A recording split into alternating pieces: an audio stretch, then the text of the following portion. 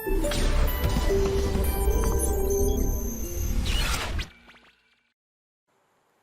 You students, इतना स्नेह और प्यार देने के लिए। आप लोगों ने मेरे को और मोशन परिवार को जो प्यार दिया है, जो स्नेह दिया है, मैं उसके लिए धन्यवाद कहता हूं। हजारों बच्चे हमारे वीडियो लेक्चर देख के लाभान्वित हो रहे हैं।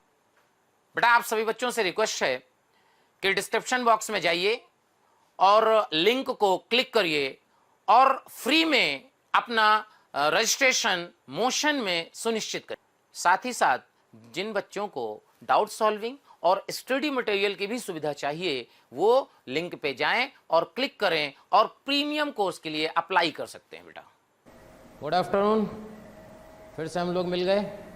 चलो आज स्टार्ट करते हैं जनरल ऑर्गेनिक केमिस्ट्री, जीओसी। वैसे जीओसी तो बहुत बड़ा चैप्टर है, बट शॉर्ट में अपन इसमें थोड़ा इंपॉर्टेंट चीज़ें समझेंगे कि भाई जीओसी में क्या क्या, क्योंकि आप ऐसे समझ लो कि ऑर्गेनिक केमिस्ट्री का बेस जो है वो जीओसी है।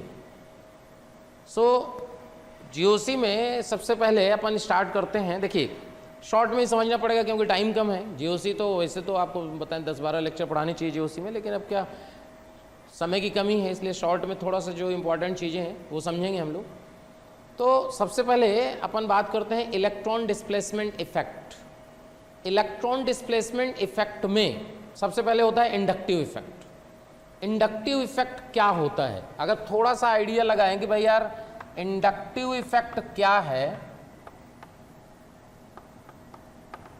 तो इंडक्टिव इफेक्ट दो प्रकार का, एक होता है प्लस आई और सेकेंड होता है माइनस आई। बात जरा समझो, प्लस आई इफेक्ट क्या होता है? प्लस आई इफेक्ट होता है इलेक्ट्रॉन डोनेटिंग टेंडेंसी, और माइनस आई का मतलब होता है इलेक्ट्रॉन विड्रॉइंग टेंडेंसी। अब ये हुआ यार, ये होता कैसे है? तो देखो, सपोज अगर अपन ये बात करें कि मान लीजिए आपके पास ये कोई कंपाउंड एक्स ऐसे लगा हुआ है, बात समझो, इस बॉन्ड की बात करते हैं यहाँ पे। अगर अपन ये कहें कि if electronegativity of carbon greater than electronegativity of X, check करें, electronegativity of carbon is greater than electronegativity of X, तो क्या ये जो बॉन्डेड इलेक्ट्रॉन हैं ये कार्बन की तरफ शिफ्ट हो जाएंगे, और कार्बन की तरफ शिफ्ट हो जाएंगे तो इस एक्स पे डेल पॉजिटिव और कार्बन पे डेल नेगेटिव आ जाएगा। यानी एक प्रकार से ऐसा नहीं लग रहा कि एक्स अपने इलेक्ट्रॉन दे रहा है। क्या कहानी क्लियर है? अच्छा, एक बात और समझो, अगर एक्स अपने इलेक्ट्रॉन दे रहा है, इसका मतलब ये हुआ कि it shows plus I effect of X. Check करो, क्योंकि एक्स अपने इलेक्ट्रॉन दे रहा है। अच्छा, एक बात समझो, इंडक्टिव इफेक्ट में होता क्या है? ये जो सिंगल बॉन्डेड इलेक्ट्रॉन है ये शिफ्ट होते हैं। क्या कहानी क्लियर हो रही है? अच्छा, एक बात समझो, क्या होता है कि जो इलेक्ट्रॉन डिस्प्लेसमेंट इफेक्ट होता है दो तरह का होता है, एक होता है परमानेंट इफेक्ट, एक होता है टेम्परेरी इफेक्ट। सो परमानेंट इफेक्ट और टेम्परेरी इफेक्ट का क्या लॉजिक है? परमानेंट इफेक्ट का मतलब होता है ऐसा इफेक्ट जो हमेशा ही वर्क करता है। तो ये जो इलेक्ट्रोनिगेटिविटी का डिफरेंस है ये तो हमेशा ही रहेगा। तो जो इंडक्टिव इफेक्ट होता है वो एक प्रकार से क्या है? परमानेंट इफेक्ट है। ओके, तो यहाँ पे एक्स अपने इलेक्ट्रॉन दिया तो प्लस आई इफेक्ट हो गया, कहानी की। अच्छा, एक बात समझो, अगर आपको ए प्लस और ए माइनस, हम अगर तीन ये एलिमेंट लिखें और पूछें कि इसमें इलेक्ट्रोनिगेटिविटी का ऑर्डर क्या होगा, किसकी इलेक्ट्रोनिगेटिविटी ज़्यादा होगी, तो सिंपल पॉजिटिव है। अगर किसी में पॉजिटिव चार्ज है, पॉजिटिव चार्ज कैसे आता है? पॉजिटिव चार्ज ऐसे आता है कि जब आप इसके इलेक्ट्रॉन क्या करते हो, निकाल लेते हो। और इलेक्ट्रोनिगेटिविटी का मतलब क्या होता है? It is a tendency to attract the electron. ठीक है, तो इसका मतलब अगर इसके इलेक्ट्रॉन निकल गए हैं तो इसका मतलब इसमें इलेक्ट्रॉन की कमी है, इसका मतलब इसको इलेक्ट्रॉन सबसे ज़्यादा चाहिए। इसका मतलब कि जो इलेक्ट्रोनिगेटिविटी है वो जो है, आप ऐसे समझो कि ए प्लस की सबसे ज़्यादा होगी, फिर ए की होगी, फिर ए माइनस की होगी, इलेक्ट्रोनिगेटिविटी ऑर्डर।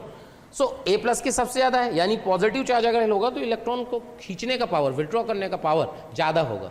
और अच्छा, नेगेटिव चार्ज है, अगर ऑलरेडी नेगेटिव चार्ज है तो इसको तो इलेक्ट्रॉन चाहिए नहीं, तो इसको इलेक्ट्रॉन क्या होगा कि इलेक्ट्रॉन डोनेटिंग टेंडेंसी, डोनेट करने की टेंडेंसी ज़्यादा होगी। तो ये इलेक्ट्रोनिगेटिविटी ऑर्डर है। तो अगर आप ये देखो कि यहाँ पे तो बॉन्डेड इलेक्ट्रॉन, इलेक्ट्रोनिगेटिव डिफरेंस सी और एक्स की वजह से इलेक्ट्रॉन शिफ्ट हुए। अच्छा, अब देखो ये सी है और ये डेल्टा निगेटिव सी है। अगर आप ये सोचो कि किसकी इलेक्ट्रोनिगेटिविटी यहाँ ज़्यादा होगी, एक न्यूट्रल कार्बन की, एक जो स्लाइटली निगेटिव चार्ज कार्बन है उसकी, किसकी ज़्यादा होगी? अभी बताया गया किसकी ज़्यादा है इलेक्ट्रोनिगेटिविटी, न्यूट्रल की। इसका मतलब क्या ये बॉन्डेड इलेक्ट्रॉन की तरफ फिर शिफ्ट होंगे। फिर इसमें अगर अपन ने कहा कि इसमें del 1 निगेटिव आ गया तो फिर इसके इलेक्ट्रॉन शिफ्ट होंगे यहाँ, तो यहाँ del 2 निगेटिव आ गया, फिर शिफ्ट होंगे, ऐसे शिफ्ट होते चले जाएंगे। लेकिन जितना डिफरेंस यहाँ चार्ज का आ रहा होगा वो लगातार घटता चला जाएगा। और ये माना जाता है कि आफ्टर थर्ड कार्बन, थर्ड मतलब फोर्थ कार्बन पहुंचे, थर्ड कार्बन के बाद, तो उस पर जो चार्ज का ट्रांसफर होता है ड्यू टू इलेक्ट्रोनिगेटिविटी वो खत्म हो जाता है। तो अपन ये कहेंगे कि यहाँ पे जो आएगा del 3 निगेटिव वो लगभग 0 है। ओके, तो ये क्या है? ये प्लस आई इफेक्ट है एक्स का। अच्छा, दूसरा केस अगर कंसीडर करें, सपोज अपन ये बात करें कि मान लीजिए कोई वाई कंपाउंड है, ओके, और electronegativity of Y is greater than electronegativity of carbon. Suppose ऐसा हो कि वाई की इलेक्ट्रोनिगेटिविटी जो है वो आपकी कार्बन से ज़्यादा है। अगर कार्बन से ज़्यादा है तो क्या ये जो बॉन्डेड इलेक्ट्रॉन हैं वो क्या इसकी तरफ शिफ्ट होंगे? यहाँ डेल्टा निगेटिव आएगा, यहाँ डेल्टा पॉजिटिव आएगा। क्लियर? अब देखो, अब इस बॉन्ड की बात करते हैं तो इसमें ये स्लाइटली पॉजिटिवली चार्ज कार्बन है या न्यूट्रल कार्बन है, तो बताओ किसकी इलेक्ट्रोनिगेटिविटी ज़्यादा होगी? ऑब्वियसली पॉजिटिव चार्ज वाले की ज़्यादा होगी। तो ये इलेक्ट्रॉन खींचेगा तो यहाँ del 1 पॉजिटिव आएगा, यहाँ del 2 पॉजिटिव आएगा, यहाँ del 3 पॉजिटिव आएगा। ये कहानी है। तो यहाँ पे एक प्रकार से ऐसे सोचो कि इलेक्ट्रॉन कौन खींच रहा है? वाई। तो ये जो है ये शो करेगा आपको minus I effect of Y. Check करें, क्लियर? तो माइनस आई इफेक्ट क्या है, प्लस आई इफेक्ट क्या है, समझो। अच्छा, ओवरऑल कंपाउंड पहले न्यूट्रल था तो अभी भी न्यूट्रल ही रहेगा। उसमें ऐसा नहीं कि नेट चार्ज आप देखोगे तो नेट पॉजिटिव चार्ज और नेट नेगेटिव चार्ज 0 होगा। तो ये प्लस आई की बात हुई। अच्छा, अब बात समझो, प्लस आई माइनस आई की थोड़ी सी हमने बात की। अब बात ये है कि प्लस आई और माइनस आई जो इफेक्ट होता है किस चीज़ पे डिपेंड करता है। तो पढ़ते समय तो ऐसा लग रहा है कि यार ये जो प्लस आई माइनस आई है इसका जो मेन रीज़न है, वो मेन रीज़न आपको क्या लग रहा है कि यार इसमें लग रहा है इलेक्ट्रोनिगेटिविटी मेन रीज़न है, लेकिन नहीं। केवल इलेक्ट्रोनिगेटिविटी से आप प्लस आई माइनस आई का आइडिया नहीं लगा सकते, क्योंकि इस एलिमेंट पे भी डिपेंड करता है। जैसे अपन बात करें कि भाई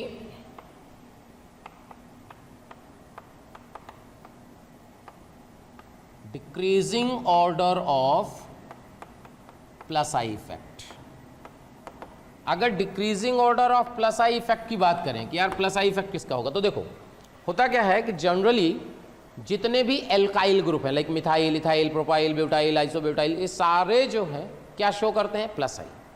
तो देखो आप समझना, अगर अपन प्लस आई इफेक्ट की बात करें तो प्लस आई इफेक्ट अभी आपको बताया गया था। प्लस आई इफेक्ट का मतलब क्या होता है? Electron donating tendency. अच्छा, इलेक्ट्रॉन डोनेटिंग टेंडेंसी की अगर बात करें तो इलेक्ट्रॉन डोनेट कौन करेगा? जिसके पास इलेक्ट्रॉन ज़्यादा होंगे या उसकी जिसकी इलेक्ट्रोनिगेटिविटी कम होगी। जिसकी इलेक्ट्रोनिगेटिविटी कम होगी उसमें इलेक्ट्रॉन देने की टेंडेंसी ज़्यादा होगी। ओके, अब आप ऐसे सोचो कि आपको अभी थोड़ी देर पहले बताया गया कि अगर आपने ए प्लस ए माइनस 3 एलिमेंट लेते हैं तो सबसे ज़्यादा इलेक्ट्रोनिगेटिविटी किसकी होती है? पॉजिटिव चार्ज की, फिर न्यूट्रल की, फिर निगेटिव। यानी कि सबसे कम इलेक्ट्रोनिगेटिविटी किसकी हुई? जिसमें निगेटिव चार्ज है। अच्छा, जिसमें निगेटिव चार्ज है उसकी इलेक्ट्रोनिगेटिविटी कम है, तो क्या उसका इलेक्ट्रॉन देने की टेंडेंसी क्या होगी? सबसे ज़्यादा होगी। और सबसे ज़्यादा होगी इसका मतलब उसका प्लस आई सबसे ज़्यादा होगा। तो अगर अपन बात करें, सपोज ये ऐसे जुड़ा हुआ है, CH2 माइनस है, एक में NH माइनस है, एक में O माइनस है, 3 एलिमेंट है। इन 3 एलिमेंट में आपको ये देखना है कि प्लस आई इफेक्ट सबसे ज़्यादा किसका होगा। अब क्योंकि ये तीनों ही निगेटिवली चार्ज हैं, तो अब निगेटिवली चार्ज हैं तो इलेक्ट्रॉन कौन ज़्यादा देगा? तो फिर अब निगेटिव चार्ज वाला कॉन्सेप्ट तो फेल हो गया क्योंकि तीनों में निगेटिव चार्ज है। अब कौन ज़्यादा देगा? तो आपको ये समझना पड़ेगा कि निगेटिव चार्ज किस पे ज़्यादा स्टेबल है। अच्छा, निगेटिव चार्ज जिस पे ज़्यादा स्टेबल होगा, सोचो। अच्छा, निगेटिव चार्ज स्टेबल का क्या कॉन्सेप्ट है? निगेटिव चार्ज स्टेबल का कॉन्सेप्ट है कि वो निगेटिव चार्ज देना ही नहीं चाहता। अगर निगेटिव चार्ज नहीं देना चाहता इसका मतलब उसका प्लस आई सबसे कम होगा।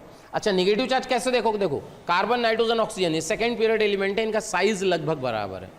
अगर साइज लगभग बराबर है तो इसका मतलब ये हुआ कि डोमिनेटिंग फैक्टर क्या होगा? इलेक्ट्रोनिगेटिविटी। तो इलेक्ट्रोनिगेटिविटी की अगर बात करें कि यार इलेक्ट्रोनिगेटिविटी सबसे ज़्यादा किसकी होती है? ऑक्सीजन की। फिर किसकी होती है? नाइट्रोजन की। फिर कितनी होती है? कार्बन की। यानी अगर इलेक्ट्रोनिगेटिविटी ऑक्सीजन की ज़्यादा है नाइट्रोजन से, नाइट्रोजन की ज़्यादा है कार्बन से, यानी क्या ऑक्सीजन पे नेगेटिव चार्ज ज़्यादा स्टेबल होगा? भाई जिसकी इलेक्ट्रोनिगेटिविटी ज़्यादा उस पर नेगेटिव चार्ज ज़्यादा स्टेबल, तो नेगेटिव चार्ज O पे ज़्यादा स्टेबल होगा, N पे, फिर कार्बन पे। यानी अगर प्लस आई का, यहाँ से प्लस आई का ऑर्डर समझा जाए कि ऑर्डर ऑफ प्लस आई क्या होगा, तो ऑर्डर ऑफ प्लस आई जो होगा वो बात जब समझिए, सबसे ज़्यादा होगा CH2 माइनस, फिर होगा NH माइनस, फिर होगा O माइनस। बात क्लियर करिए, ये है प्लस आई का ऑर्डर। अभी हमने 3 एलिमेंट लिए तो उसको हिसाब से अपने प्लस आई का ऑर्डर ये डिसाइड किया कि भाई प्लस आई का ऑर्डर ऐसे होगा। क्या कहानी क्लियर है? बिल्कुल बेसिक से बात अभी कर रहे हैं। चलिए आगे बात करते हैं।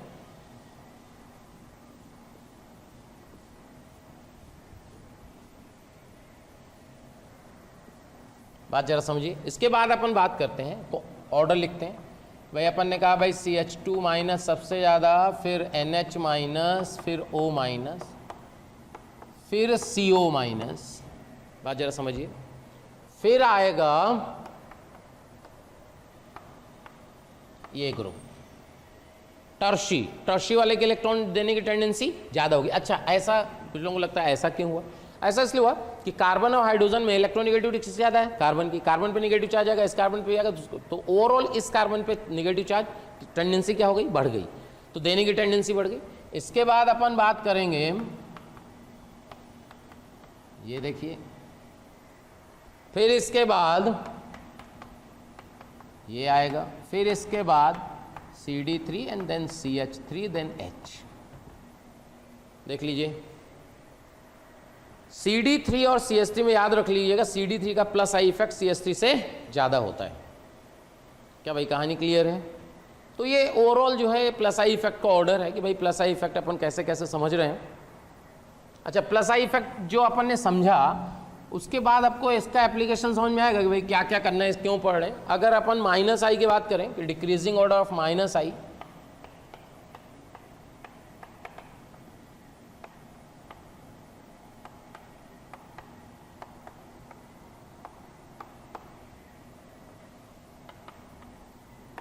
Decreasing order of minus I effect, देखिए फिर वापस आते हैं। माइनस आई इफेक्ट की अगर बात करेंगे तो माइनस आई का मतलब क्या है? इलेक्ट्रॉन खींचना। तो इलेक्ट्रॉन विड्रॉ कौन करेगा? इलेक्ट्रॉन विड्रॉ वही करेगा जिसकी इलेक्ट्रोनिगेटिविटी ज़्यादा होगी, यानी कि पॉजिटिव चार्ज। सो अगर अपन बात करें कि यार पॉजिटिव चार्ज की इलेक्ट्रोनिगेटिव सबसे ज़्यादा है, तो उसको इलेक्ट्रॉन विड्रॉ करने की टेंडेंसी जो होगी वो सबसे ज़्यादा होगी। अब पॉजिटिव चार्ज में भी अगर मान लीजिए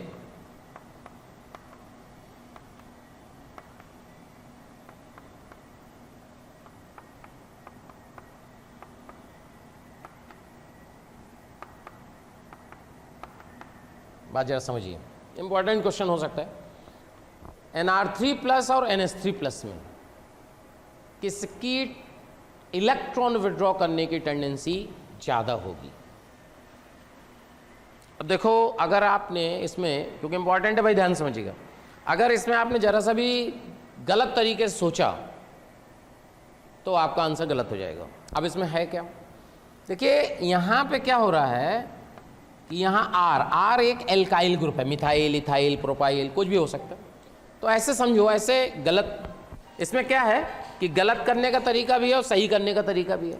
गलत, मान लो सपोज आपने जो है गलत करना है, तो गलत कैसे करेंगे समझो। यहाँ कहेंगे R का क्या लग रहा है? प्लस आई। समझिएगा ध्यान से, यहाँ R का क्या लग रहा है? प्लस आई इफेक्ट, क्योंकि आपको बताया गया सारे alkyl group plus I effect show करते हैं। तो जब R का प्लस आई इफेक्ट शो किया तो ये पॉजिटिव चार्ज का जो मैग्नीट्यूड है, क्या ये कम हो गया? ध्यान से बात क्लियर करो, इस पॉजिटिव चार्ज का मैग्नीट्यूड क्या हो गया? कम हो गया। अगर पॉजिटिव चार्ज का मैग्नीट्यूड कम हो गया तो इलेक्ट्रॉन विड्रॉ करने की टेंडेंसी कम हो गई। कम हो गई तो फिर इसका मतलब इसका प्लस, इसका जो माइनस आई है NH3 का ज़्यादा हो जाएगा NR3 से। लेकिन आपको बता दें आंसर ये, आंसर ये NR3 प्लस का जो माइनस आई होता है वो NH3 प्लस से ज़्यादा होता है। अब यार ये हुआ, ये कैसे हो गया? ये तो दिक्कत का काम है। क्योंकि आर का plus I effect positive charge को अगर कम कर देगा, तो पॉजिटिव चार्ज को कम कर देगा तो खींचने की टेंडेंसी कम हो जाएगी। खींचने की टेंडेंसी कम हो गई तो माइनस आई इसका कम होना चाहिए, NH3 का ज़्यादा होना चाहिए। लेकिन आंसर ये कहता है कि माइनस आई इफेक्ट Nr3+ का ज़्यादा होता है NH3+। अब इसको समझते हैं कि यार ये ऐसा क्यों आया, तो समझो ध्यान से। होगा क्या कि जैसे सपोज N पे पॉजिटिव है, अच्छा N पे जो पॉजिटिव, कॉन्सेप्ट समझिएगा, N पे पॉजिटिव जितना ज़्यादा होगा उतना उसका माइनस आई होगा। ये बात तो पक्की है कि जितना ज़्यादा उस पर पॉजिटिव चार्ज होगा उतना उसका माइनस आई होगा। अगर यहाँ से अपन ये देखें कि यार CH3, ऐसे कोई R ले लेते हैं, CH3 मिथाइल अपन ने R सेट कर दिया, और यहाँ पे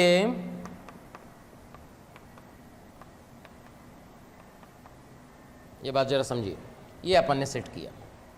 अब होगा क्या, यहाँ N और C के बीच का बॉन्ड है, समझना ध्यान से, N और C के बीच का बॉन्ड है। जब N और C के बीच का बॉन्ड है तो यहाँ C की इलेक्ट्रोनिगेटिव और N की इलेक्ट्रोनिगेटिविटी, N की इलेक्ट्रोनिगेटिविटी sp3 हाइब्रिडाइज्ड कार्बन की लगभग 3 होती है और C की इलेक्ट्रोनिगेटिविटी होती है 2.4। तो N की इलेक्ट्रोनिगेटिविटी और C की इलेक्ट्रोनिगेटिविटी में लगभग डिफरेंस आया 0.6 का, यानी ये जो इलेक्ट्रॉन इधर शिफ्ट हो रहे हैं वो 0.6 के डिफरेंस से शिफ्ट हो रहे हैं। क्या कहानी क्लियर हो रही? अच्छा यहाँ आते हैं, sp3 हाइब्रिडाइज्ड नाइट्रोजन की इलेक्ट्रोनिगेटिविटी आपको कितनी बताई गई, कितनी बताई गई भाई 3, और H की कितनी बताई आपको पता होगी कितनी होती है 2.1। तो यहाँ 3 और 2.1 का डिफरेंस कितना आया 0.9। अगर 0.9 आया इसका मतलब यहाँ जो इलेक्ट्रॉन, इस बॉन्डेड इलेक्ट्रॉन जो शिफ्ट होंगे वो कितने से शिफ्ट होंगे 0.9 से। यानी क्या यहाँ पे बॉन्डेड इलेक्ट्रॉन N की तरफ ज़्यादा शिफ्ट हो रहे हैं? अगर N की तरफ इलेक्ट्रॉन ज़्यादा शिफ्ट हो रहे हैं तो क्या यहाँ N का पॉजिटिव चार्ज ज़्यादा घट गया होगा, और N का पॉजिटिव चार्ज अगर ज़्यादा घट गया तो माइनस आई कम हो गया, इसलिए इसका माइनस आई ज़्यादा होता है। क्या भाई कहानी क्लियर है? इंपॉर्टेंट है, क्वेश्चन है, आ सकता है एग्जाम में, ध्यान रखना, क्योंकि आपने जरा सा दिमाग लगाया आपका आंसर गलत। कहानी क्लियर? तो Nr3+ का माइनस आई NH3+ के माइनस आई से ज़्यादा होता है। क्या कहानी क्लियर है? ओके। अब अगर ये तो पॉजिटिव चार्ज की बात हो गई, तो अगर अपन ये कहें ऑर्डर की बात करें तो Nr3+ के बाद आ गया NH3+, चेक करें। अच्छा इसके बाद क्या आता है न्यूट्रल कंपाउंड में NO2, फिर आता है CN, बीच में तो बहुत सारे आते हैं बट जरूरत जिनकी उनकी बात कर लेते हैं, NO2 CN। क्या भाई कहानी क्लियर है? कोई डाउट हो तो बता देना। इसके बाद CHO, इसके बाद COH, इसके बाद, अब ध्यान सुनिएगा, इसके बाद आता है fluorine, fluorine, chlorine, bromine, iodine, check करें। अब इसके बाद जो आने वाला है ध्यान समझिएगा, बस यहाँ थोड़ा सा कंफ्यूजन आएगा, एक यहाँ अलग से बात करते हैं फिर ऊपर ऑर्डर में डालेंगे। एक है OH और एक है OR, माइनस आई, OH और OR का माइनस आई। अब किसका माइनस आई ज्यादा होगा? खुद भी लॉजिक लगाओ, दिमाग लगाओ। अच्छा ध्यान रखना, ये बुक्स में इसमें गड़बड़ दिया है तो इसलिए थोड़ा सा आप केयरफुल रहें, क्योंकि एग्जाम में जब आएगा तो दिक्कत हो सकती। OH और OR में माइनस आई किसका ज़्यादा होगा? क्या लग रहा है, क्या होना चाहिए? सिंपल, सेम कॉन्सेप्ट लगाइए, सेम कॉन्सेप्ट। सपोज अपन ने OCH3 कर दिया, दिमाग लगाना, यहाँ पे OH है, यहाँ पे अपना OCH3 है, तो यहाँ पे देखो, यहाँ पे OCH3 OC बॉन्ड है, तो यहाँ पे मान लीजिए इलेक्ट्रॉन इसकी तरफ शिफ्ट किए और यहाँ आया del1 निगेटिव। क्या आया? del1 negative, okay. और इधर से शिफ्ट हुए तो यहाँ आया del2 निगेटिव। अब आप हमारे को ये बताओ कि इसमें चार्ज del1 बड़ा है, मैग्नीट्यूड की बात होगी क्या? del1 बड़ा है कि del2? बोलो, del1 बड़ा है कि del2? क्या कहेंगे बताओ भाई, क्योंकि ये इलेक्ट्रोनिगेटिव डिफरेंस यहाँ ज़्यादा है तो यहाँ del2 का वैल्यू ग्रेटर देन del1 होगा। बिल्कुल क्लियर होना चाहिए। अगर del2 का वैल्यू ज़्यादा है इसका मतलब O पे निगेटिव चार्ज का मैग्नीट्यूड ज़्यादा है इससे तो अगर निगेटिव चार्ज है तो खींचने की टेंडेंसी कम हो गई, क्योंकि निगेटिव चार्ज की टेंडेंसी क्या होती है, देने की, इलेक्ट्रॉन देने की टेंडेंसी होती है। इसलिए ये क्या आता है यहां ध्यान से, OR देन OH। क्या भाई कहानी क्लियर है, OR देन OH, क्योंकि यहां अपन गड़बड़ कर सकते हैं OR और OH में, ध्यान रखना, क्योंकि अपने को लगेगा कि अच्छा गलत करना है ना आपको, चलो गलत करने का तरीका बता देते हैं। R का प्लस आई कंसीडर कर लो। अगर अपन ने कहा R का प्लस आई लगेगा तो उस पर O पे निगेटिव चार्ज यहाँ बढ़ जाएगा, यहाँ बढ़ते ही माइनस आई कम हो जाएगा। फिर अगर आपने यहाँ प्लस आई कंसीडर किया तो फिर यहाँ क्यों नहीं किया, कॉन्सेप्ट तो दोनों सेम ही है। तो आपको ध्यान रखना पड़ेगा कि भाई ऐसा जो है ये माइनस आई का ऑर्डर है, ओके। इसके बाद जो है, इसके बाद आगे बात करते हैं। प्यारे बच्चों, बहुत सारे बच्चों के कमेंट आ रहे हैं ना कि आप इस टॉपिक पे वीडियो बनाइए। तो मैं बच्चों आपको बताना चाहता हूं कि ऐसा हो सकता है कि वो वीडियो ऑलरेडी चैनल में पड़ा हो। उसके लिए आपको करना क्या है कि मोशन के चैनल को सब्सक्राइब करना है और बेल आइकन को हिट करना है, जिससे आपके कोई भी नोटिफिकेशन मिस ना हो। हम कोशिश करेंगे कि आपकी जो डिमांड है मोशन परिवार पूरी करे। इसके बाद अपन बात करेंगे कि इसके बाद आएगा NH2 और इसके बाद आएगा H। ध्यान से, इतना आप रट लोगे तो काम चल जाता है। अच्छा आप ध्यान रखना, फिर बात, अगर बात इलेक्ट्रोनिगेटिविटी की होती, अपन थोड़ी देर पहले बात कर रहे थे कि क्या माइनस आई प्लस आई में केवल इलेक्ट्रोनिगेटिविटी ही रिस्पॉन्सिबल है माइनस आई प्लस आई के लिए, नहीं ना ना। देखो बात समझो, यहां पे आप देखोगे कि आयोडीन की जो इलेक्ट्रोनिगेटिविटी है वो ऑक्सीजन से भी ज़्यादा है, ऑक्सीजन से भी कम है और नाइट्रोजन से भी कम है। क्योंकि आयोडीन की इलेक्ट्रोनिगेटिविटी कितनी होती है, कार्बन सल्फर आयोडीन, ये तीन एलिमेंट है जिसकी इलेक्ट्रोनिगेटिविटी हम लगभग सेम मानते हैं। तो कार्बन की 2.4 होती तो लगभग अपन आयोडीन की भी 2.4 के आसपास मान सकते हैं। लेकिन ऑक्सीजन की इलेक्ट्रोनिगेटिविटी तो कितनी होती है, बोलो जल्दी बोलो कितनी होती है भाई, सबसे ज्यादा किसकी होती है, तो पता ही नहीं तुम लोगों को, कोई बात नहीं। सबसे ज्यादा इलेक्ट्रोनिगेटिविटी होती है फ्लोरीन की। पाउलिंग स्केल अपन फॉलो करते हैं, most electronegative element in the periodic table according to Pauling scale क्या है भाई, फ्लोरीन। फ्लोरीन के बाद क्या होता है, ऑक्सीजन। अच्छा फ्लोरीन की कितनी होती है इलेक्ट्रोनिगेटिविटी, 4। ऑक्सीजन की कितनी होती है, 3.5। नाइट्रोजन और क्लोरीन की लगभग बराबर मानते हैं हम लोग, नाइट्रोजन और क्लोरीन की इलेक्ट्रोनिगेटिविटी लगभग बराबर मानते हैं, कितनी, 3। लेकिन अगर मान लो बाई चांस कोई आपसे पूछ ही ले कि भैया नाइट्रोजन क्लोरीन की लगभग बराबर मानते हैं, ज़्यादा किसकी होती है, नाइट्रोजन क्लोरीन में अगर आप देखोगे कि इलेक्ट्रोनिगेटिविटी किसकी ज़्यादा होती है, तो क्लोरीन की होती है। क्लोरीन की होती है 3.16 और नाइट्रोजन की होती है 3.04। तो लगभग हम उसको 3 मानते हैं। लेकिन अगर कोई पीछे ही पड़ जाए कि नहीं बताओ दोनों में ज़्यादा किसकी होती है, तो क्लोरीन की ज़्यादा होती है। तो यहाँ से आप देखोगे कि भाई इसकी इलेक्ट्रोनिगेटिविटी लगभग 2.4 के बराबर है, तो ऑक्सीजन की तो 3.5 है, तो ऑक्सीजन का माइनस आई ज़्यादा होना चाहिए।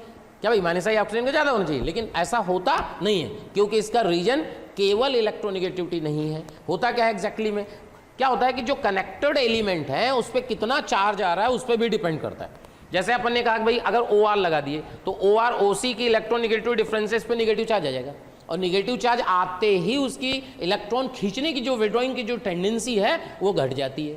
अच्छा जब आप ये सिंगल एलिमेंट लगाते हो हैलोजन, तो हैलोजन में तो कोई ऐसा कोई चार्ज है नहीं जिस पे चार्ज आ जाए। अच्छा और हैलोजन में क्या होता है कि इसमें वैकेंट और डी ऑर्बिटल भी होते हैं, तो उसको जो खींचने की टेंडेंसी है वो ज़्यादा होती है। तो ध्यान रखना, कभी कभी क्या होता है कि कुछ लोगों को लगता है क्या, अगर आपको आइडिया नहीं है, ऑर्डर नहीं पता, पहले से कुछ नहीं पता, तो आपको क्या लगेगा, अरे इलेक्ट्रोनिगेटिविटी तो मेन रीजन है, इसका मतलब जो OR है या OH है उसका जो माइनस आई होगा वो इन तीनों से तो ज़्यादा ही होगा। फिर भाई अगर आपने केवल इलेक्ट्रोनिगेटिविटी कंसीडर की तो आपको लगेगा कि OH और OR का जो माइनस आई है वो क्लोरीन, ब्रोमीन, आयोडीन तीनों से ज़्यादा होगा। फ्लोरीन का तो ठीक है क्योंकि फ्लोरीन की इलेक्ट्रोनिगेटिविटी ऑक्सीजन ज़्यादा है, लेकिन ऐसा है नहीं। इसलिए आपको क्या करना है, ये रट लेना है। क्या करना है, रट लेना है। क्या भाई कहानी क्लियर हो रही है, देख लीजिए। तो ये माइनस आई का ऑर्डर आया।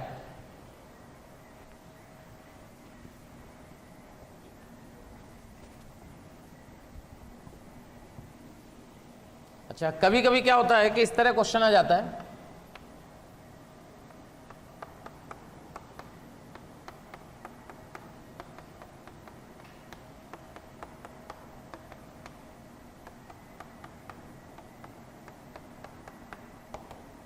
ये देखिए, इसमें आपको बोला compare the electron withdrawing power, compare the electron withdrawing power. अच्छा, इलेक्ट्रॉन विड्रॉइंग पावर कंपेयर करना, मतलब क्या कंपेयर करना है भाई? माइनस आई। इलेक्ट्रॉन विड्रॉइंग पावर मतलब क्या कंपेयर करना है? माइनस आई।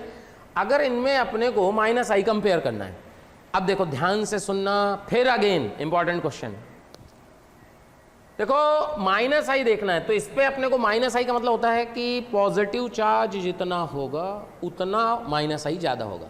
तो अगर यहां पे देखोगे ये कार्बन जुड़ा है, ये कार्बन जुड़ा है, ये और ये, अगर इन चारों पे हम देख लें किस पे पॉजिटिव चार्ज ज्यादा आता है, तो आंसर आ जाएगा। देखो होगा क्या, क्योंकि अगर देखो यहां पे लोन पेयर है, ये लोन पेयर है, थोड़ा मोड़ा आपको रेजोनेंस का आइडिया होना ही चाहिए। तो लोन पेयर है, रेजोनेंस में है, तो यहां पे देखो ऐसे, देखो ये पाई बॉन्ड जैसे ऐसे ब्रेक करेगा ना, ऐसे ब्रेक करेगा तो यहां पॉजिटिव चार्ज आएगा, और इस पॉजिटिव चार्ज को ये लोन पेयर खट से खत्म कर देगा। देखो मतलब ऐसे हो जाएगा,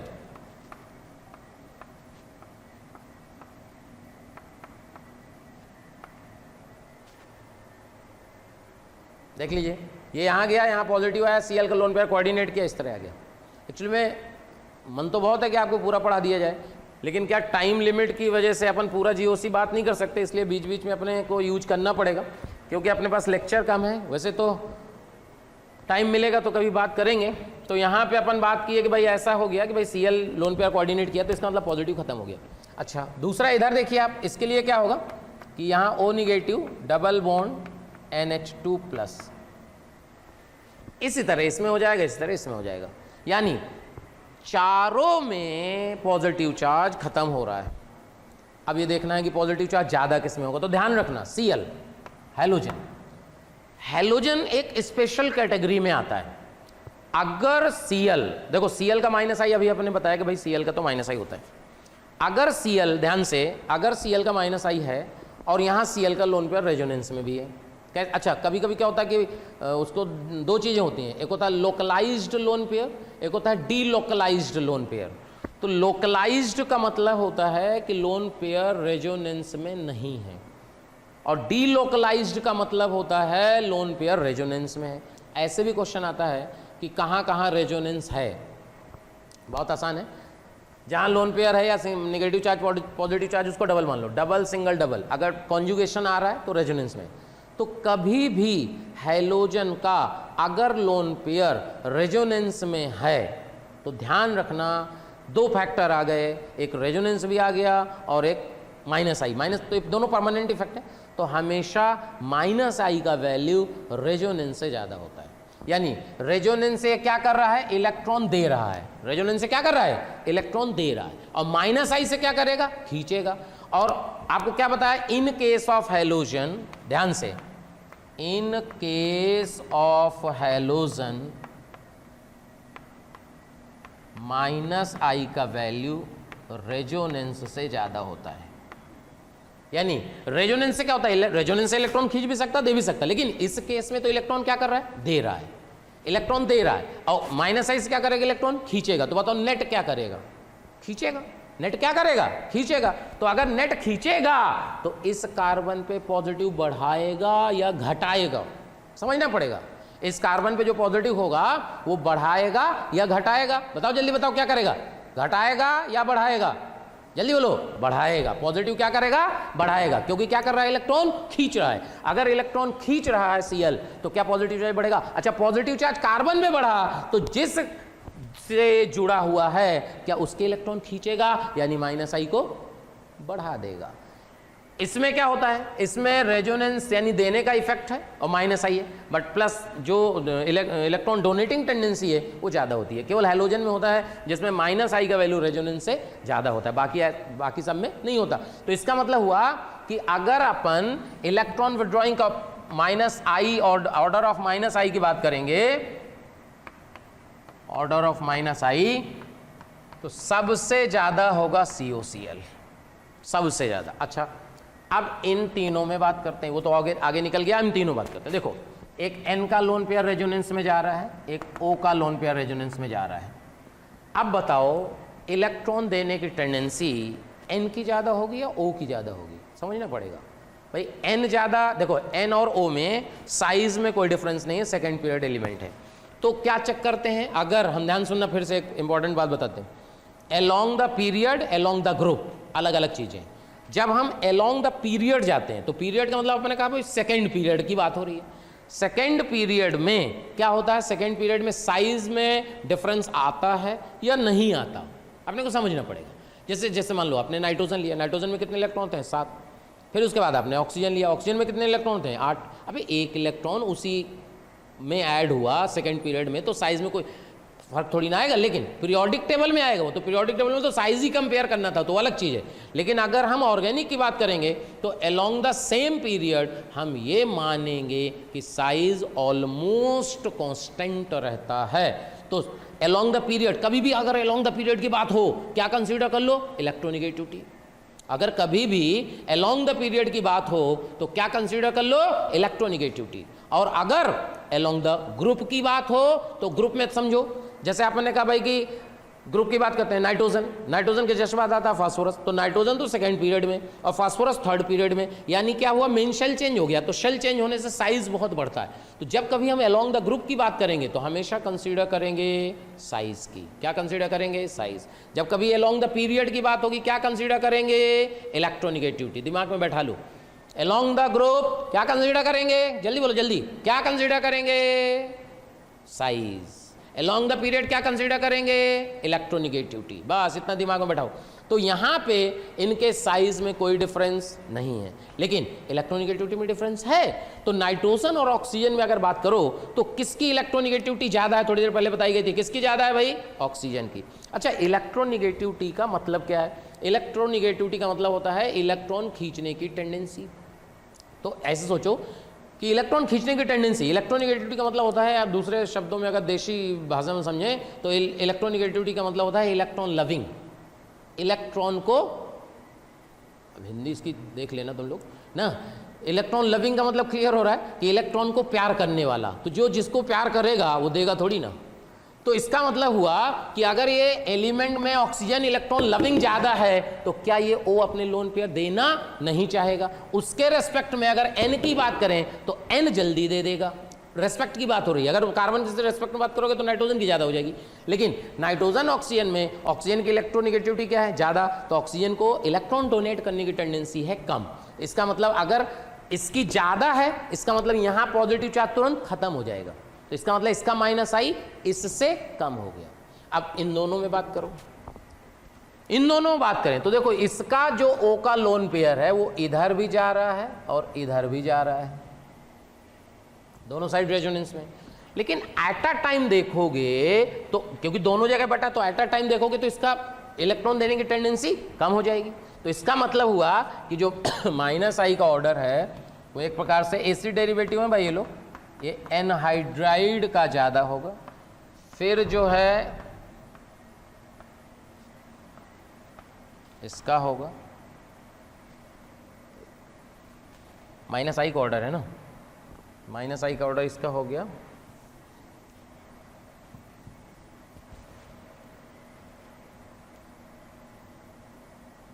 और इसके बाद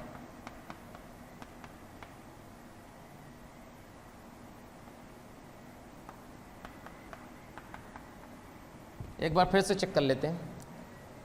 इसका तो माइनस आई नेट था तो ये हो गया। अब इन दोनों में फिर चेक करो, एक तो ये लोन पेयर कम देना चाह रहा था, पहली बात तो इन दोनों में O है, तो ये दोनों लोन पेयर कम देना चाह रहे हैं, तो इस पे पॉजिटिव चार्ज क्या होगा, ज़्यादा होगा। ज़्यादा होगा तो माइनस आई आएगा। अच्छा, इसका तो सबसे लास्ट में होगा। क्यों सबसे लास्ट में होगा, क्योंकि ये बहुत ईजिली लोन पेयर दे के उसका पॉजिटिव चार्ज खत्म कर देगा। अब इन दोनों में कंपेयर करना है, तो इन दोनों में क्या करेंगे, दोनों में डिस्ट्रीब्यूटेड है, तो इसका मतलब ये एक साइड कम दे पाएगा तो पॉजिटिव चार्ज ज़्यादा रहेगा, ज़्यादा रहेगा तो माइनस आई ज़्यादा रहेगा। देख लो भाई, तो ये इंपॉर्टेंट क्वेश्चन है, 4 एसिड डेरिवेटिव का माइनस आई कंपेयर करना। तो सबसे ज़्यादा होगा एसिड हैलाइड का, फिर होगा एनहाइड्राइड का, फिर होगा ईस्टर का, फिर होगा एमाइड का। ये माइनस आई का ऑर्डर है।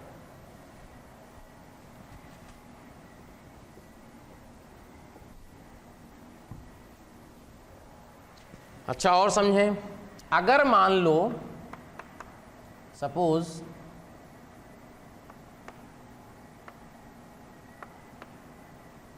ये है, और ये देखो, ध्यान से, सब इंपॉर्टेंट क्वेश्चन है। यहां पे अपन ने क्या किया कि ऐसे समझो कि मान लीजिए यहां CH2 प्लस है, CH2 ऐसे लगा है, CH2 प्लस है और CH2 ऐसे लगा है। यानी अगर ये पोजीशन दोनों की क्या है, सेम, किसके रेस्पेक्ट में, पॉजिटिव चार्ज के रेस्पेक्ट में, दोनों की पोजीशन सेम है। एक में लगे हैं 2 Cl और एक में लगा है NO2। आपको पता है कि NO2 का माइनस आई Cl से ज़्यादा होता है, अभी आपको बताया गया था। लेकिन क्योंकि 2 Cl लगा दिए, 2 Cl लगा दिए, तो जो माइनस आई ऑर्डर होगा, जो ऑर्डर ऑफ माइनस आई होगा, तो ध्यान रखना कि अगर 2 Cl का माइनस आई 1 NO2 से ज़्यादा होगा। लेकिन वो कब, जब दोनों की पोजीशन सेम हो। अगर पोजीशन अलग अलग हो तो फिर कुछ नहीं कह सकते। क्या भाई, कहानी क्लियर है? अच्छा, और देखो, मान लीजिए ये एक कंपाउंड है CH2X और एक कंपाउंड है CH2OH। ध्यान रखना, अपन केवल वही चीजें कंसीडर कर रहे हैं जो एग्जाम में आती हैं और जो आप गलत कर देते हो। यहाँ पे X जो है वो है FCl Br और I, हेलोजन है, हेलोजन।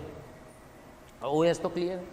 अब देखो इसमें क्या है कि जो X है वो हेलोजन है, हेलोजन का क्या होता है, माइनस आई।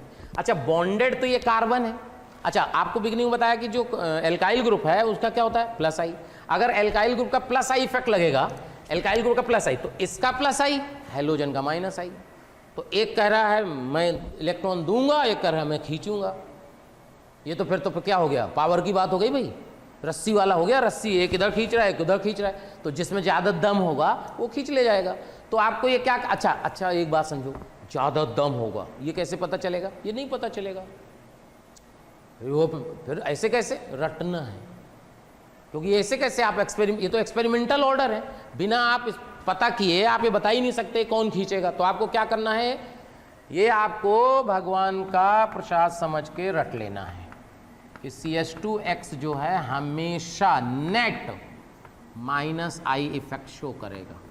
ध्यान रखना है, ये तो एक्सपेरिमेंटल है क्योंकि CH2 का प्लस आई है और X का माइनस आई है। तो ये पाया गया कि X का माइनस आई जो है वो नेट ज़्यादा हो जाता है CH2 से, तो आपको ये क्या करना है, माइनस आई हो गया। अब यहाँ आते हैं, ध्यान सुनिए, यहाँ CH2 का प्लस आई, OH का माइनस आई, तो ये पाया गया कि जो CH2OH है ये इसका नेट क्या होगा, प्लस आई इफेक्ट। ध्यान रखना, यानी यहाँ प्लस आई इफेक्ट डोमिनेट करेगा। तो ये CH2OH जो है नेट इलेक्ट्रॉन क्या हो जाएगा, डोनेटिंग, और CH2X आएगा तो नेट क्या हो जाएगा, electron withdrawing.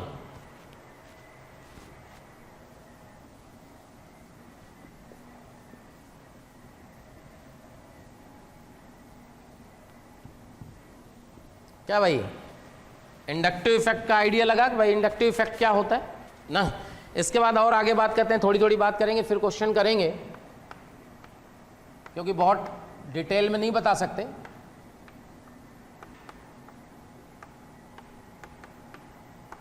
Hyper conjugation, hyper conjugation क्या होता है, इसी को हम लोग नो बॉन्ड रेजोनेंस भी बोलते हैं। Hyperconjugation is also known as no bond resonance.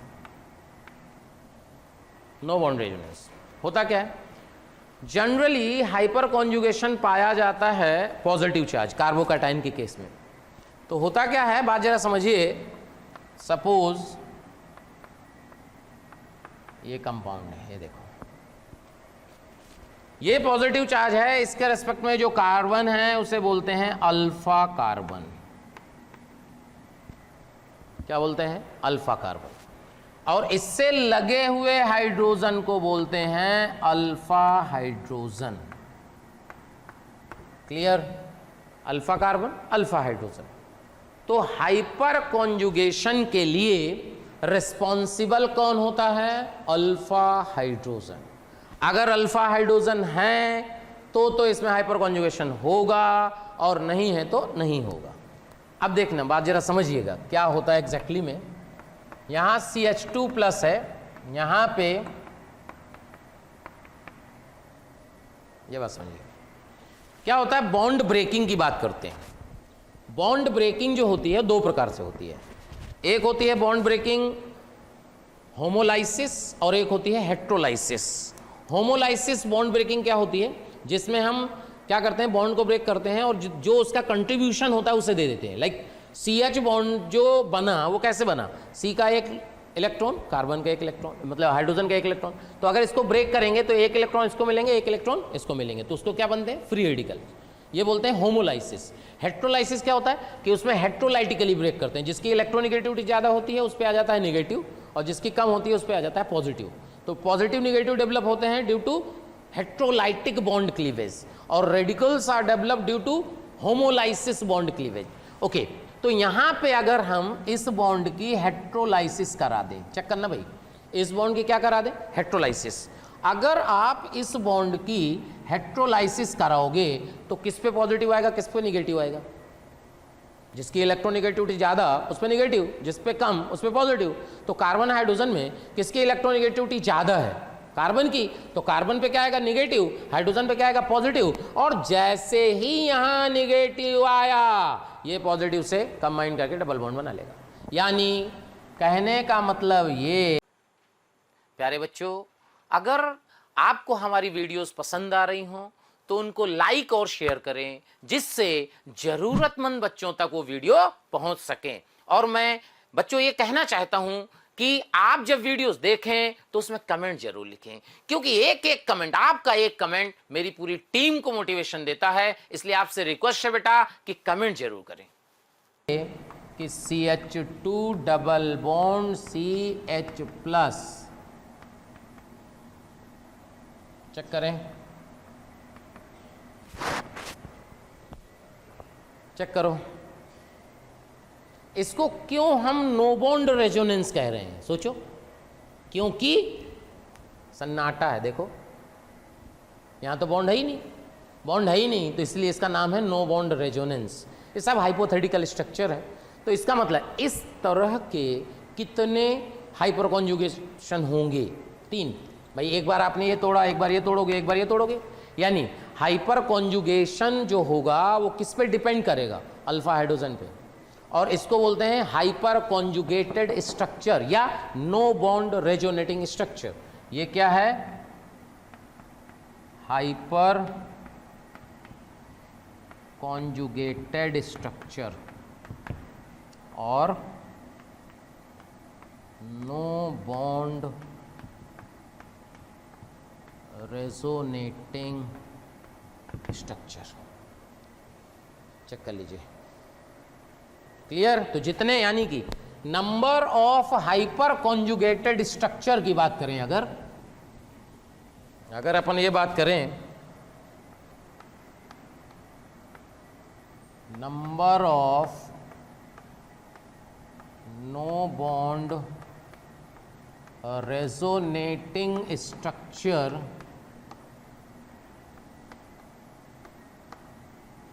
proportional to number of, या इक्वल टू लिख दे सकते हो, नंबर ऑफ अल्फा हाइड्रोजन। ये चेक करो सीधा, suppose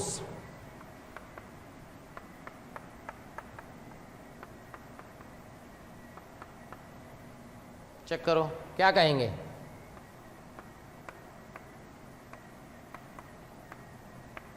nine alpha hydrogen. Check करो। अच्छा एक बात और आपको बता दें, कुछ बुकों में क्या लिखा है, जो आप, क्योंकि बहुत सारा बच्चा जो है बुक भी पढ़ता है और आपको स्कूल में भी पढ़ाया जाता है, तो ये लिखा है कि जितना ज़्यादा नंबर ऑफ अल्फा हाइड्रोजन होता है उतना ज़्यादा हाइपर कॉन्जुगेटेड स्ट्रक्चर होता है, तो सब में लिखा है। अच्छा, हाइपर कॉन्जुगेटेड स्ट्रक्चर लिखा है N+1 बुकों में, जो पुरानी बुक्स है, नई बुकों में तो चेंज हो गया। पुरानी बुकों में लिखा है number of hyper conjugated structure equal to N+1, where N is the number of alpha hydrogen, और ये गलत है। सीधा क्या है, N+1 नहीं होता है, N होता है। एक्चुअली में क्या करते हैं, जैसे हम लोग रेजोनेंस कंसीडर करते हैं, तो रेजोनेटिंग स्ट्रक्चर जब निकालते हैं तो रेजोनेटिंग स्ट्रक्चर में सेल्फ को भी कंसीडर करते हैं, तो जितने रेजोनेटिंग बनते हैं और सेल्फ को मिला के वो N+1 हो जाता है। लेकिन ऐसा ये हाइपर कॉन्जुगेशन में नहीं होता, ध्यान रखना। क्यों नहीं होता, क्योंकि हाइपर कॉन्जुगेशन का मतलब होता है नो बॉन्ड रेजोनेटिंग स्ट्रक्चर। अरे तो भाई इसको कैसे मान लिए, इसमें तो सारे बॉन्ड हैं। जब इसमें आपके सारे बॉन्ड अवेलेबल हैं तो आप इसको नो बॉन्ड रेजोनेटिंग स्ट्रक्चर में थोड़ी ना कंसीडर कर सकते हो। तो यहाँ अगर आपसे ये पूछा जाए कि इसमें कितने अल्फा हाइड्रोजन है या कितने हाइपर कॉन्जुगेटेड स्ट्रक्चर हैं, तो 9।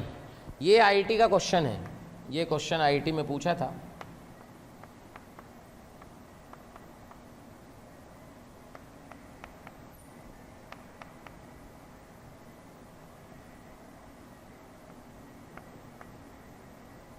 आईआईटी का क्वेश्चन है, क्या पूछा था? Total hyper conjugated structure, total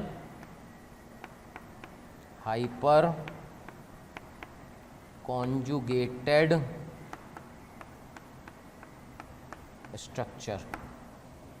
देखिए total hyper conjugated structure check करो, खुद ही निकालो भाई, करना तुम्हारे कोई एग्जाम तुम्हें को देना है।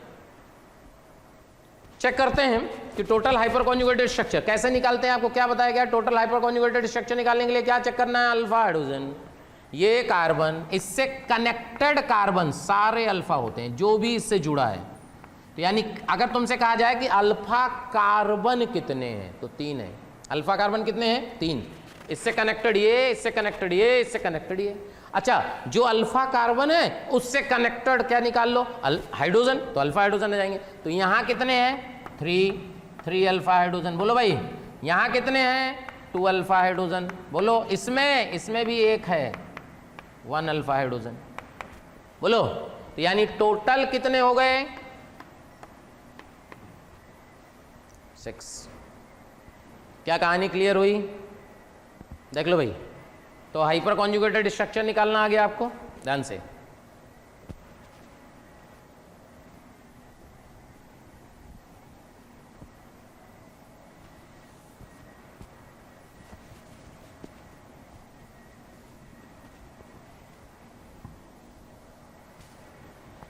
इसके बाद अपन आगे बात करते हैं।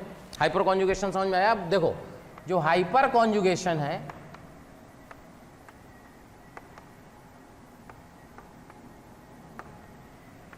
जो हाइपर कॉन्जुगेशन है वो 2 प्रकार का, फर्स्ट सेकंड, +H -H।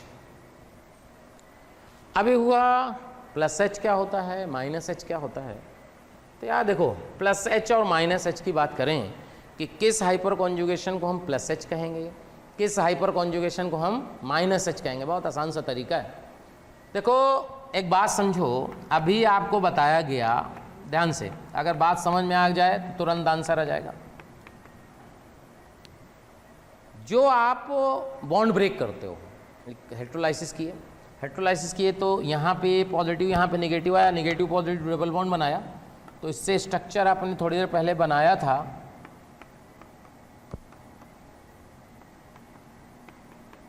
क्या भाई कहानी क्लियर हो रही है? तो क्या ये वाला पार्ट सिस्टम से अलग हो गया? बोलो सिस्टम से अलग हो गया, घर से निकाल दिया गया इसे, ठीक है। तो इसका नाम दे देते हैं आवारा एटम। क्या है? आवारा। तो अगर आवारा एटम जो सिस्टम से निकल रहा है, अगर वो पॉजिटिव चार्ज है तो अपने आप क्या हो गया? +H, झंझट ही खत्म। अगर आवारा एटम जो सिस्टम से, जो घर से निकाल दिया गया, वो पॉजिटिव चार्ज है तो हो गया +H, ठीक। अभी हुआ तो अच्छा, तो -H तो हो ही नहीं सकता। अब मान लो किसी को ऐसा लगे कि -H है क्या इसमें, चेक कर लेते हैं, निकालो H को, क्या निकालो? माइनस, तो C पे क्या आया? प्लस। अच्छा प्लस तो प्लस का भी बॉन्ड नहीं बना सकता, इसका मतलब ये तो हो ही नहीं सकता -H। क्या कहानी क्लियर है?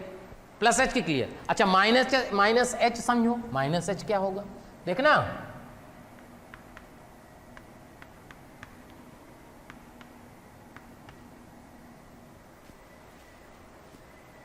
चेक करो, CCl को ब्रेक करते हैं। जब आप इसमें CCl को ब्रेक करो, बताओ भाई CCl, इस बॉन्ड को आप ब्रेक करो, इस बॉन्ड को ब्रेक करो, बताओ Cl पे क्या आएगा? CCl को ब्रेक करें, Cl पे क्या आएगा? नेगेटिव। Cl पे क्या आया? नेगेटिव। अच्छा इस पे क्या आया? पॉजिटिव। तो क्या ये स्ट्रक्चर इस तरह का नहीं हो गया?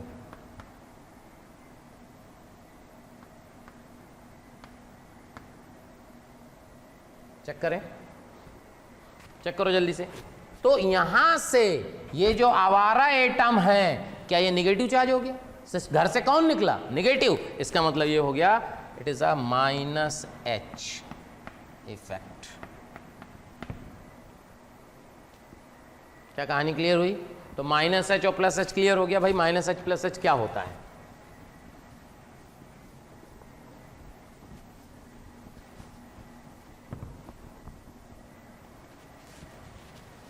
अब देखो,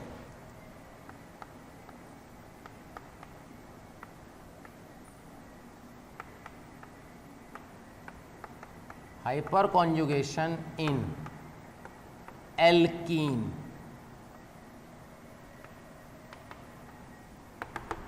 हाइपर कॉन्जुगेशन इन एल्कीन। अगर एल्कीन की बात करें कि यार एल्कीन में हाइपर कॉन्जुगेशन कैसा होगा, देखो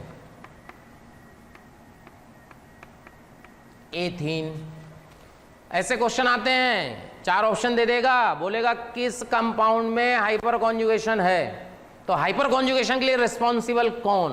अल्फा हाइड्रोजन। क्लियर? एल्कीन में कैसे अल्फा हाइड्रोजन चेक करेंगे? डबल बॉन्ड पकड़ लिए, डबल बॉन्ड से कनेक्टेड कार्बन से जो कार्बन कनेक्ट है वो अल्फा कार्बन है। क्या डबल बॉन्ड से कनेक्टेड कार्बन से कोई अल्फा हाइड्रोजन नहीं है, अल्फा कार्बन नहीं है? इसका मतलब नो हाइपर कॉन्जुगेशन। यहां कहेंगे no alpha carbon, no alpha carbon means no hyper conjugation.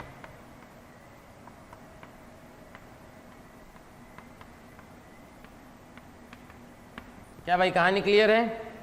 यानी बेसिकली क्या करना है, इस डबल बॉन्ड को गोला बनाओ और इससे कनेक्टेड कार्बन चेक करो कोई है कि नहीं है, तो बहुत बढ़िया, नहीं है तो नहीं।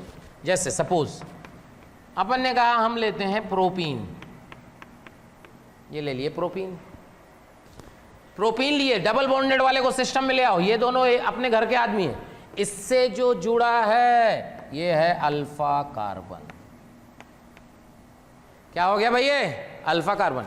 अच्छा, इससे हाइड्रोजन कितने हैं? 3 अल्फा हाइड्रोजन। इसका मतलब इसमें हाइपर कॉन्जुगेशन होगा। क्या कहानी क्लियर हो रही है? इसमें अल्फा हाइड्रोजन है। अच्छा, अब ये समझो कि अल्फा हाइड्रोजन है तो हाइपर कॉन्जुगेशन कैसे होगा, अब ये समझते हैं। देखिए,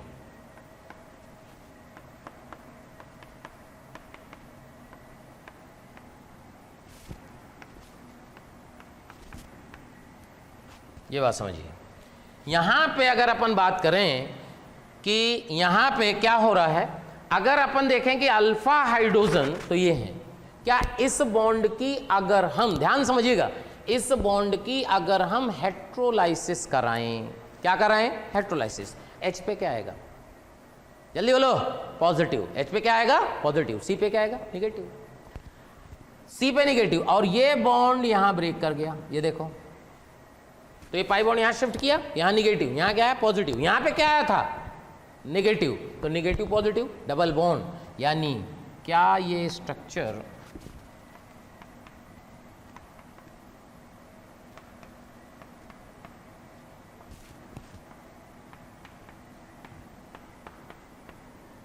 चेक करो,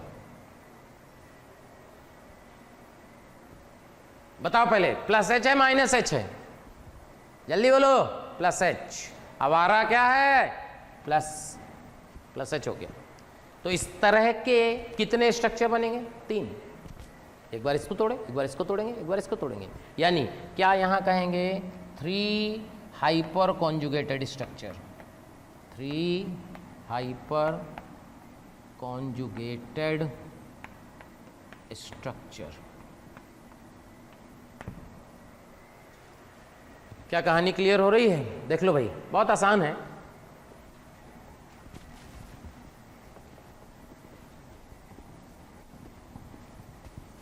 एक बात और समझो, जो इसमें stability of alkene directly proportional to number of alpha hydrogen. ये देखो भाई, जितना ज़्यादा अल्फा हाइड्रोजन होगा उतना एल्कीन की स्टेबिलिटी होगी। कहने का मतलब ये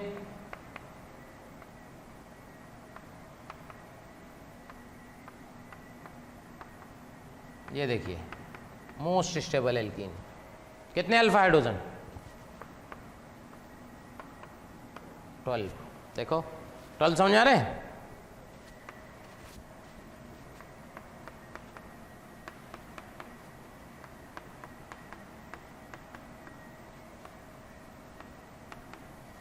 nine alpha hydrogen,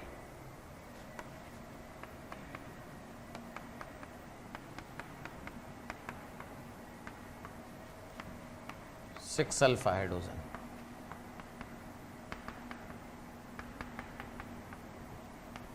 three alpha hydrogen, zero alpha hydrogen. Check करें, it is the stability of alkene. क्या भाई बात समझ में आ रही है? Stability of alkene.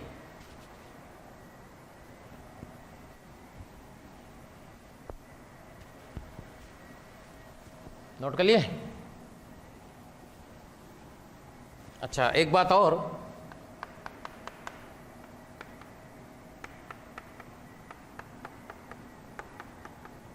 थोड़ा सा आइडिया होगा, ये सिस फॉर्म है,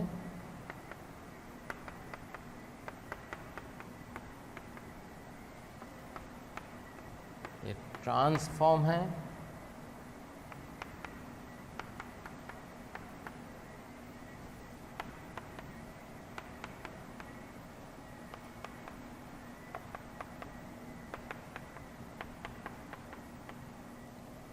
ये इसको बोलते हैं आइसोब्यूटीन, और ये ब्यूटीन है, 1 ब्यूटीन। अब आपको क्या करना है, इन चारों में स्टेबिलिटी की बात करनी है। क्या बात करनी है? स्टेबिलिटी, कि इन चारों में स्टेबिलिटी किसकी ज़्यादा होगी। अब फंस गया मामला। मामला कैसे फंस गया कि अगर देखो, अगर अपन बात करें जनरली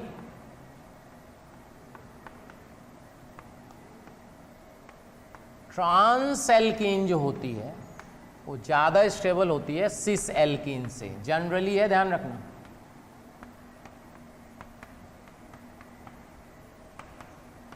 स्टेबिलिटी ऑर्डर जनरली क्या करते हैं हम लोग, ट्रांस एल्कीन की स्टेबिलिटी सिस एल्कीन से क्या होती है? ज़्यादा। देखो, तो अगर हम ये बात करें कि भाई ये सिस है और ये ट्रांस है, तो ट्रांस की स्टेबिलिटी इससे तो ज़्यादा है क्योंकि दोनों लगभग सेम है। लेकिन यहाँ पे देखो, इसमें भी 6 अल्फा हाइड्रोजन है, देखो 6 alpha hydrogen, 6 alpha hydrogen, 6 alpha hydrogen, ये देखो इन तीनों में अल्फा हाइड्रोजन बराबर है। अब फंस गया मामला, क्योंकि अल्फा हाइड्रोजन बराबर है, अब तो आप बात ही नहीं कर सकते। तो इसमें अपन ने क्या लगा दिया? ट्रांस मोर स्टेबल है सिस से, इसमें फंस गया ना मामला भाई। अब इसमें आइसोब्यूटीन की स्टेबिलिटी किससे ज़्यादा बोले भाई, क्या होगा? तो होता क्या है एग्जैक्टली में कि अगर हम आइसोब्यूटीन की बात करें, इसकी स्टेबिलिटी सबसे ज़्यादा होती है, और फिर आता है ट्रांस टू ब्यूटीन, और फिर आता है सिस टू ब्यूटीन, और फिर आता है लास्ट में 1 ब्यूटीन। अब हुआ ऐसा क्यों हो गया यार? तीनों में तो 6 थे, सिस ट्रांस का तो समझ में आया, ये आइसोब्यूटीन सबसे ऊपर कैसे हो गई? सिंपल, अगर इसका आप हाइपर कॉन्जुगेटेड स्ट्रक्चर बनाओ, देखो एक स्ट्रक्चर बना के दिखाते हैं आपको। हाइपर कॉन्जुगेटेड स्ट्रक्चर बनाओगे तो CH2, यहाँ H+ अलग हो गया होगा, यहाँ double bond C, CH3, CH2-। Check करो, ये बनेगा, बना के देख लो। यहाँ से H+ अलग हुआ, निगेटिव चार्ज आया, ये पाई बॉन्ड यहाँ घूमा, आ गया। इसके बाद अगर आप इसका एक हाइपर कॉन्जुगेटेड स्ट्रक्चर बनाओगे, देखना क्या होगा।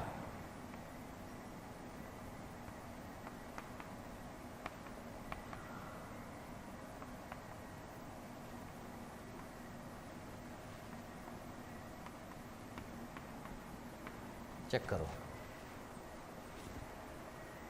क्या भाई, यहां पे कार्बन आयन कहां बन रहा है 1 डिग्री पे, और यहां कार्बन आयन कहां बन रहा है 2 डिग्री पे।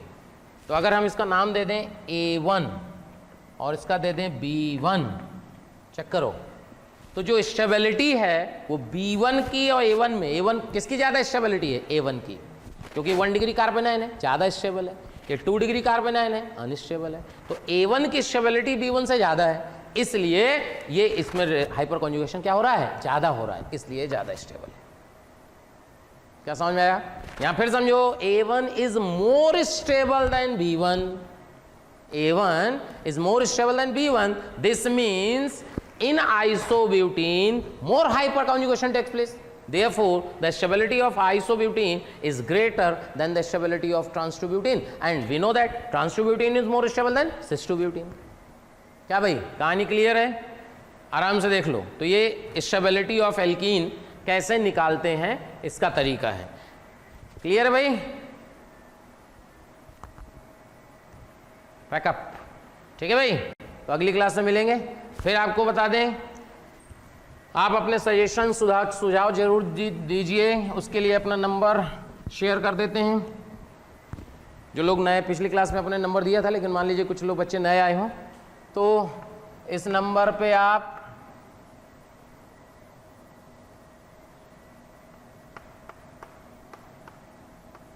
ये नंबर व्हाट्सएप नंबर है, आपको कोई दिक्कत आ रही है, कोई डाउट है तो व्हाट्सएप करके आप पूछ सकते हैं, ठीक है?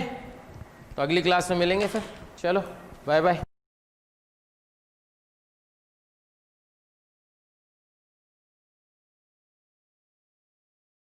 प्यारे बच्चों, अगर आपको मेरे वीडियो पसंद आ रहे हैं और आप मुझसे पढ़ना चाहते हैं, तो मैं अभी आपको एक नंबर दे रहा हूं, उस पर आज ही कॉल करें, जिससे आने वाले वीडियो आपको मिल जाएं और आप उससे लाभान्वित हों। नंबर लिख लीजिए 1800 2121 799।